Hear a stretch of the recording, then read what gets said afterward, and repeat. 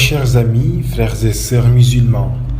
après avoir rendu grâce à Allah subhanahu wa ta'ala et notre Serigne Touba Mbacké,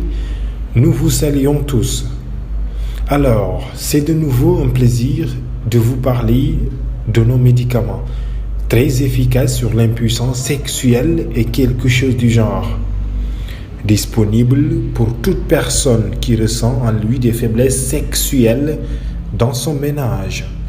Des médicaments naturels, sans effet secondaire et faits à base de plantes naturelles. Des soins garantis, fiables et efficaces. Livraison possible partout au Sénégal dans les 24 heures qui suivent la demande. Possible livraison aussi à l'extérieur. Pour votre garantie, 99% des personnes après l'utilisation sont revenues pour remercier et ou faire des témoignages. Pour votre santé, nous œuvrons avec sûreté. mbokk yi ñu ngi leen di nuyu te di leen ziyaara bu baax di leen ndokkeel ci ànd bi ngeen di ànd ak ñun fii ci seen chaîne YouTube PS Santé Info di fas yéene ñëw ak yéen ci benn njëriñ loo xamante ne ni njëriñ lu am solo la lu aju ci wàllu kër muy garab goo xamante ne ni dañu leen ko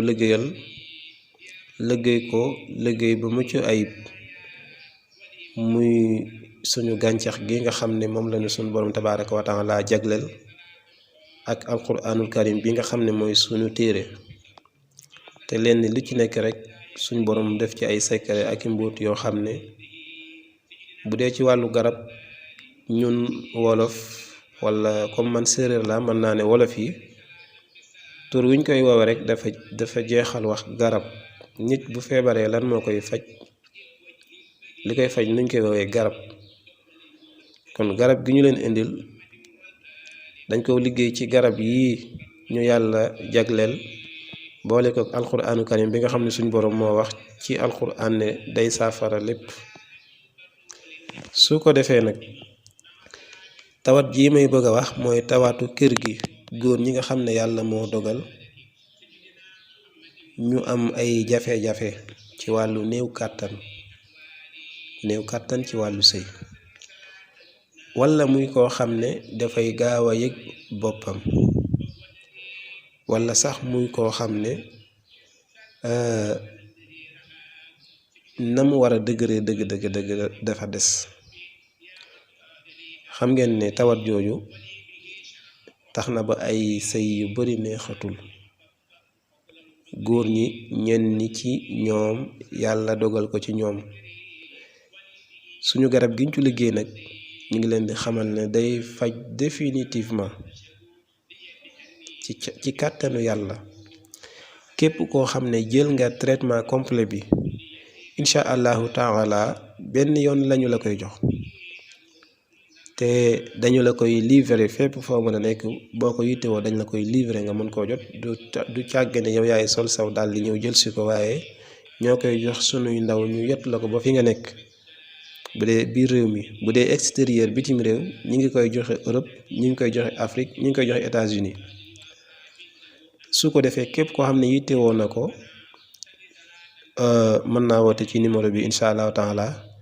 képp koo xam ne yaa ngi yëg faiblesse sexuelle ci sa jëmm moo xam dangaa néew kàttan wala ngay gaaw a àgg wala sa zakara bi ni mu war a dëgëree dëgg dafa des nga bëgg koo faj ba mu wër ci kàttanu suñu borom tabaaraka wa taala incha allah soo wootee dinañ la mën a livrer ci garab gi ak fépp foo mën a nekk di nga ci mën a jot day faj définitivement amul effet secondaire amul conséquence amut loo xamante ne nii dañ naan ndax garab gi dana ko def lu dul luy faj ku am jabet mën na koo jël ku am yeneen xeeti tawat itam mën na koo jël kon nag garabu kër gi moo ngi nii ñi nga xam ne danoo na ci kër gi te kër gi desee mel nañu bëgg dëgg ñoo ko moom